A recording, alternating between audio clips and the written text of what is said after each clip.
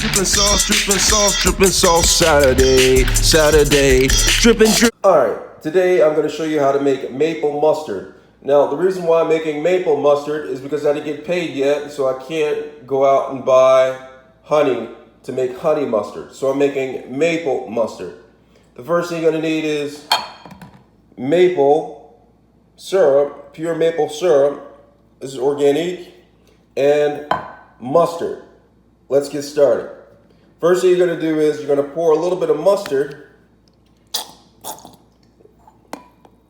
into a bowl. And then you're going to take some maple and pour that into a bowl. And then you're going to take your spoon